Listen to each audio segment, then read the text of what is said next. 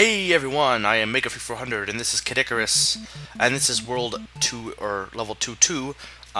Now, this treasure room is special. Why? Because I mentioned when you go into treasure rooms you'll lose experience, but because this is at the beginning of a level, and you start with 0 experience, you can't go below 0, like you can't have negative experience.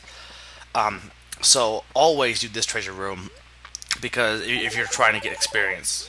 Right here I got a credit card. I mentioned the credit card earlier.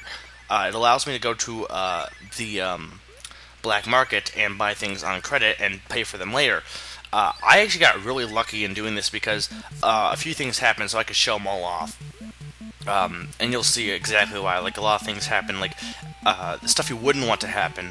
Now, this level is also interesting because the strength upgrade room is up ahead. Like, it's way up ahead. So if you want to get 100% or the best ending on the first run of this game, you have to do what I'm doing here. You have to go into each of these rooms, kill the speck noses, and collect hearts, or as many as you can. Sometimes they get stuck in the wall. Kill the speck noses, and then there's 2 of these rooms, 2 enemy nests. So keep doing this. As you'll see in a second, I'll keep going there. I'm still Lavender Pit, but pretty soon I'll be a darker brown pit. Like, it's basically the original pit, but a little bit darker looking. Which, strangely enough, that's not the last one. You would think that you would go back to being the original color, but no, actually become a stranger color when you get the last strength upgrade.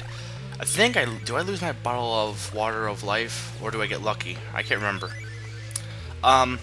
So anyway, let's think about things. Let's look at my topic list. I do greatly appreciate everyone who gave me topics from Yoshi's story episode. I have a few of them, and I have a bunch of them that I can use at any time. You want to do this too. You want to go over here. A few rock guys will fall. You have to do this if you want to get enough points.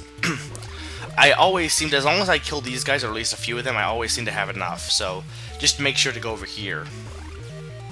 So see, a lot of people ask me, quite a few people actually, or at least surprisingly, because it's not like a question you would think a lot of people ask you, but a lot of people ask me, what's my favorite villain, and some people like favorite superhero. I'm not really into like comics or anything, but I'd have to say probably just in general, like in terms of superhero, probably Batman. The thing with Batman is he's just a really interesting character because he's a hero, and yet almost all of the characters in Batman have like some kind of problem with them. It's not even that they have always superpowers. Some of them do, but like a lot of them are just crazy, or they have mental issues or something like that. And that's just kind of I like that, you know, because it's like like he's playing the hero, but he himself is also dealing with issues. So, you know, it goes in the thing that's like, what is a hero, what is a villain, you know? I'd probably have to say, because of that, like a lot of the other superheroes are very cliche, and then you got useless superheroes like Aquaman that are useless to an extent. People could argue and say, no, I like Aquaman, fine, but to me he's pretty useless. And I see I got the bow now is using longer arrows, so that makes his enemy nest even easier. Because you can hit the guys from afar, as you'll see. Yeah, so the bow's activated. But yeah, I really do like Batman. I probably have to say he's probably my favorite hero.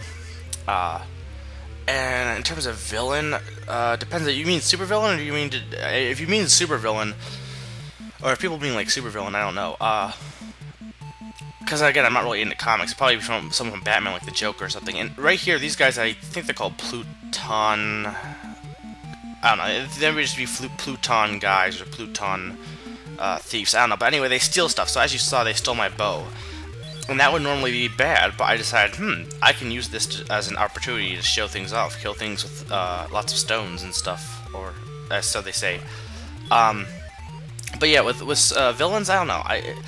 If you mean supervillains, probably the Joker. If you mean villains in like just like movies or stuff, I don't know. I'm gonna take that as Disney villain, because I like talking about Disney villains in general, because they're really quite nasty for kids cartoon. And here, those guys are called Snowmen, and yet they look nothing like snowmen. They look more like mudmen. They give you big hearts. They're essentially like the Reapers of this area to an extent.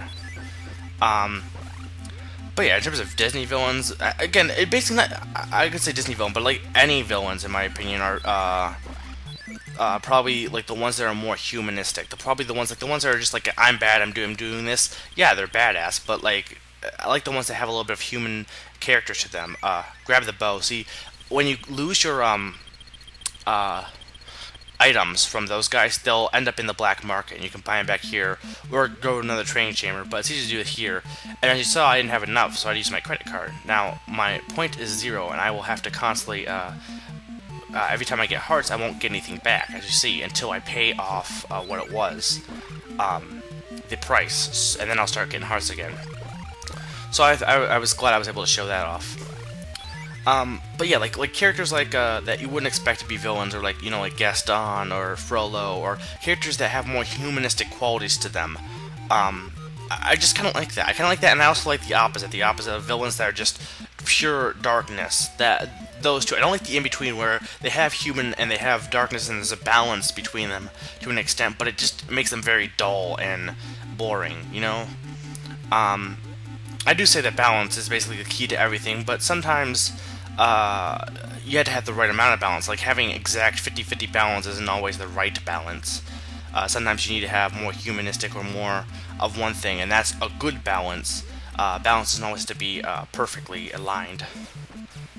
But yeah, so let's see. Yeah, this world for the most part is fairly simple, in my opinion. It has a lot of tricky platforming, but for the most part, it's pretty easy if you've done everything so far as I've shown you.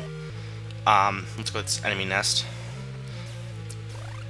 Let's see what else. I talked a little bit about doing classes yesterday.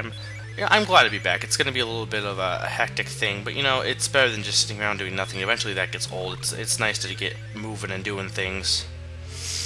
You know, just it's better. It makes you feel like more less lethargic. And right here, it was funny. I was thinking at the same time, I haven't had any actual mistakes in falling. I must be doing really well, and then I fell there.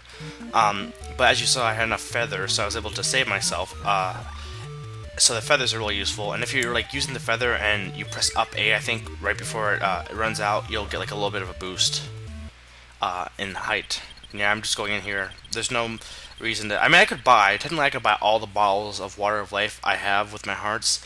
The only issue with that is part of the statistics to get the best ending is have 999 hearts. And so if I want to get the best ending, that would probably really delay it. I mean, I could still do it, but that seems to be almost all the time I have. So this has been Make for 100. I'll see you next week with more Kid Icarus, but the Yoshi story is still in the wake. I will be reminding you to go buy a chalupa.